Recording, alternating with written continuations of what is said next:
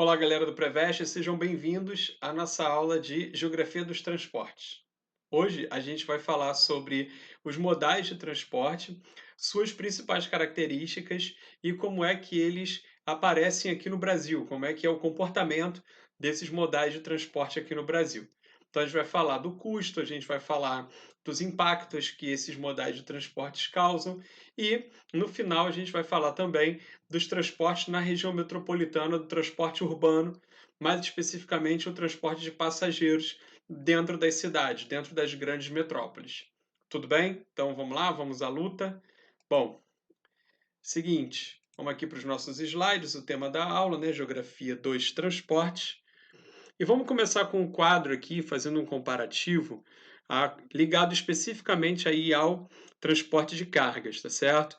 Percebam que não está aqui o transporte aéreo, o transporte aeroviário, porque daqui a pouco a gente vai ver a participação dele, sobretudo no transporte de cargas, é muito pequena se nós compararmos com o que acontece aqui no transporte rodoviário, no ferroviário e no hidroviário, certo? Então, ó, acompanha comigo aqui as características de cada um, por favor. Só lembrando, né, que o transporte rodoviário é basicamente composto por caminhões, né, caminhões e similares. O transporte ferroviário são os trens e o transporte hidroviário são balsas, barcos, navios e também similares. Então, olha só, percebam essa primeira característica aqui. O transporte rodoviário ele vai ter um custo médio de implantação, tá, muito mais baixo do que o custo de implantação do transporte ferroviário, tá certo? Aqui ele está fazendo a conta de dólares por quilômetro. Então, o custo médio de implantação de uma rodovia é de 440 mil dólares por quilômetro, enquanto que o custo médio de uma ferrovia é de 1.400.000 dólares por quilômetro, ou seja, há uma diferença aí bem significativa. Já o custo de implantação do transporte hidroviário é muito pequeno, né? Por quê? Porque você não precisa construir o rio, na verdade, você não precisa construir o mar.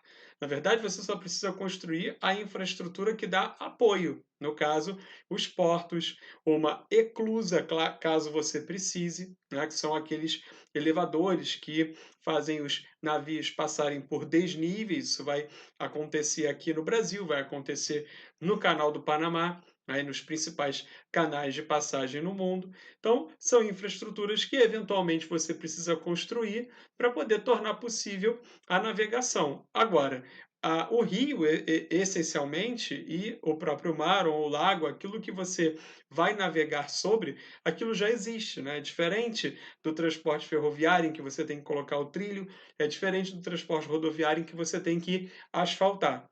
Então, isso justifica o porquê aqui do custo de implantação do transporte hidroviário ser o menor de todos, tá certo? Bom, passando aqui para baixo para fazer a comparação do custo médio da operação.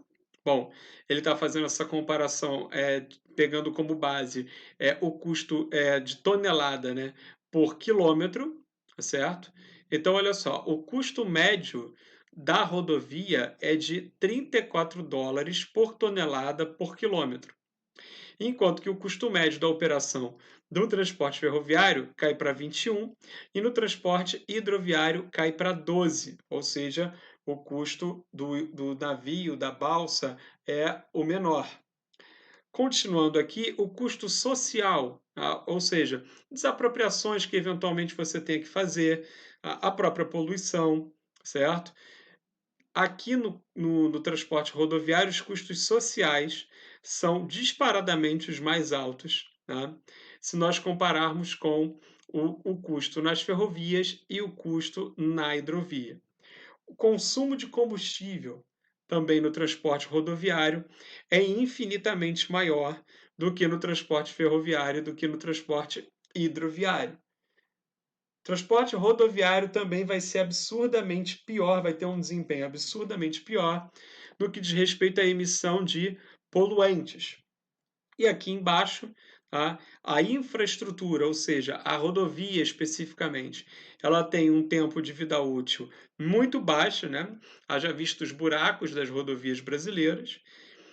Enquanto isso, a ferrovia e a hidrovia, ambas têm um tempo de vida útil muito alto. Para finalizar, a manutenção da rodovia é muito alta, enquanto que o custo de manutenção de ferrovias e hidrovias é muito baixo.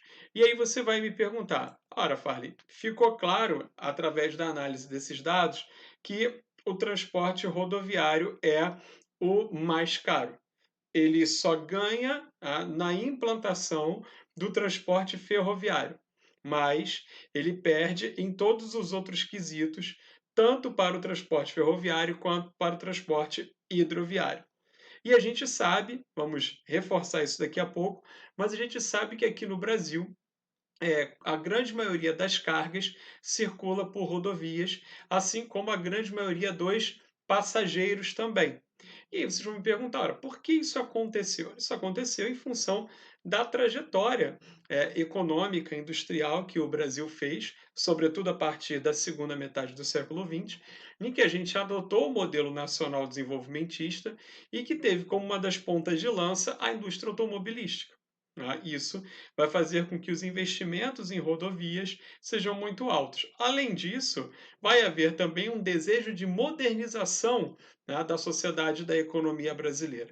E o automóvel, principalmente, em meados do século XX, ele simbolizava o futuro, ele simbolizava a modernidade, ao contrário das ferrovias e principalmente dos navios, né, que já estavam aí há muito tempo, já existiam como meio de transporte há muito tempo. Então, o brasileiro ele queria se deslocar usando o automóvel, porque via naquela época o automóvel como o meio de transporte do futuro. Então, isso acabou nos levando para atender aos anseios da indústria automobilística. A gente acabou criando um plano rodoviário que superou muito o nosso plano ferroviário e, principalmente, nós praticamente abandonamos o transporte por hidrovias, o que é um absurdo se nós compararmos as características do Brasil.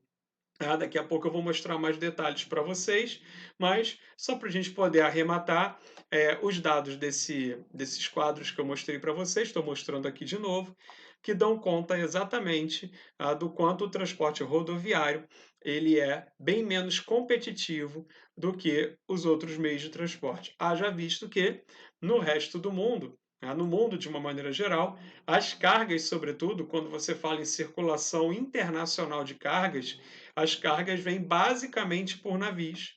E a gente vai ver daqui a pouco que, se nós olharmos para outros países que têm uma extensão territorial tão grande quanto a do Brasil, são até maiores, predomina o modelo de transporte ferroviário e não o modelo de rodovias. Vamos dar uma olhada?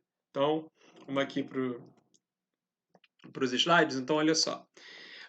Esse gráfico colorido mostra para a gente, olha, na Rússia, mais de 80% das cargas são transportadas por ferrovias, enquanto que no Canadá, na Austrália e nos Estados Unidos a gente vai ter mais ou menos aí a mesma proporção, né? Algo em torno de 43, 46%. Na China, 37%, lembrando que a China começa o processo de inserção da economia capitalista da maneira como a gente conhece, muito depois do Brasil. E no Brasil, apenas 25% das cargas circulam por ferrovias. A gente vai ver que aqui no Brasil, olha só, quase 60% dessas cargas vão circular por rodovias, pelo transporte rodoviário, aquele que eu mostrei para vocês que é mais caro, que é menos eficiente. Tá?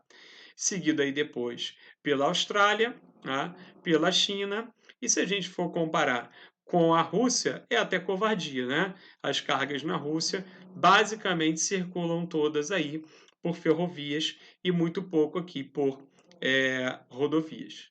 Tudo bem? Vamos continuar aqui para mostrar para vocês o transporte intermodal, ok? E como é que funciona a matriz de transportes no Brasil. Tá? Então, eu vou falar aqui primeiro da matriz de transportes e vou fazer uma paradinha no vídeo para a gente voltar nesse mesmo slide para falar do transporte intermodal, tá certo? Para poder explicar efetivamente o que é isso para vocês. Então, olha só, é, mostrando confirmando aquilo que aparecia no gráfico anterior, a gente tem aqui, ó, o transporte rodoviário liderando a matriz brasileira de transporte. Em seguida, o transporte ferroviário, depois o transporte aquaviário e depois outros modais dos quais eu ainda não havia falado. Ó. O modal dutoviário, ou seja, o transporte através de dutos, e o modal aeroviário. Vou falar um pouquinho desses dois aqui, antes de nós voltarmos para esse slide, para eu poder falar da intermodalidade. Os dutos, eles são muito usados para transporte de minério, para transporte de grãos, para transporte de petróleo, para o transporte de gás. Tá? Então, as dutovias, elas são muito usadas, né? Os oleodutos, os gasodutos, os minériodutos, são muito usados no mundo, tá? Para o transporte. É uma forma de transporte bem barata, tá? Bem em conta depois que ela está implantada e bem segura também. Tá? Então, ela vem sendo implantada aqui no Brasil, tá? Cada vez mais. A gente tem uma infraestrutura de gasodutos e oleodutos já significativa, mas a gente está investindo também, as empresas estão investindo cada vez mais no minérioduto. E aí você pode pensar, poxa, mas como é que o cara transporta minério por meio de dutos? Ele usa a água e o minério vai misturado com a água e é ela quem basicamente empurra através de um sistema de bombas o minério que você quer transportar. Enquanto que o transporte aéreo ele vem crescendo por conta do e-commerce, né? Você compra pela internet e principalmente quando você clica lá na entrega expressa, isso significa que provavelmente o seu produto vai entrar dentro de um avião. Você pagou a mais para receber o produto antes, então ele deve vir, né, de avião. E isso é claro que incide no custo, você está pagando por isso, é algo urgente, tá? Mas o que importa é que graças a essa modalidade de comércio, o transporte de cargas via aérea também está aumentando no Brasil. Tudo bem? Então vou dar essa paradinha aqui para a gente voltar falando da intermodalidade, ok?